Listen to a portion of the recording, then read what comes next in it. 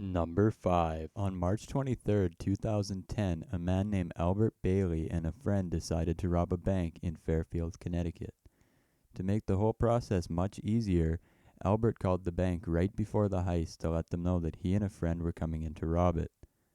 Their reasoning for this was to give the bank enough time to get the money ready so that the pair could just walk in, steal the cash, and leave the bank. Minutes after the phone call, Bailey sent in his friend along with a note. Meanwhile, a bank employee had the police on the phone and updated them about everything that was happening.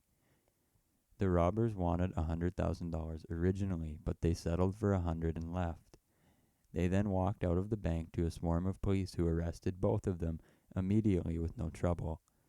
They were charged with first-degree robbery, and Bailey and his accomplice faced up to 9 years in prison and are currently serving their sentences. Number 4.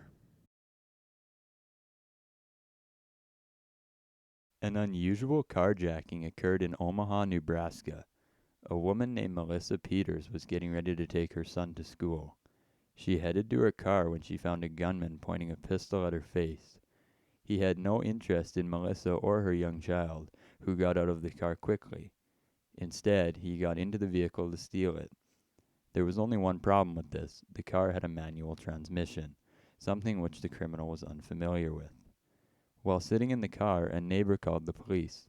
It took them about 8 minutes to arrive and find an empty car sliding gently into the neighbor's yard, knocking over their fence.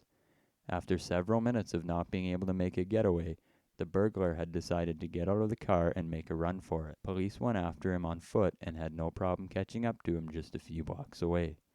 Number 3. Getting away from a crime scene in a sports car is only a Hollywood dream.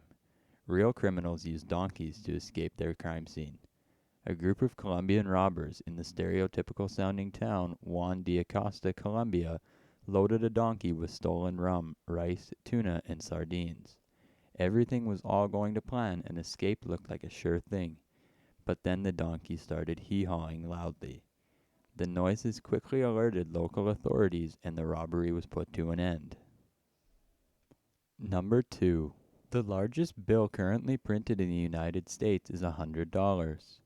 A 53-year-old man named Michael Anthony Fuller must not have known this, as going into his local Walmart and attempting to use a $1 million bill seemed like a great idea.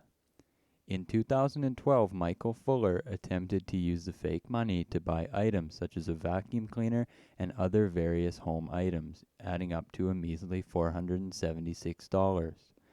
He was charged with using fake currency and was put in jail on a $17,000 bond. Number 1. The way to pull off a successful house robbery is to find the perfect target. A perfect house would be full of valuables with no people inside. The next best thing would probably be a home where the residents are sleeping. But how about a house full of police officers, awake and armed? That's what Darren Kimpton ran into on what he may call the worst day ever. The home he chose to rob had been cleaned out earlier that night. The home's owners called the local authorities and officers were on the scene investigating when Kimpton decided to break in. He tried to make a break for it, but he was captured after a brief struggle and a run down the street. The question here is, how did he not notice the police outside?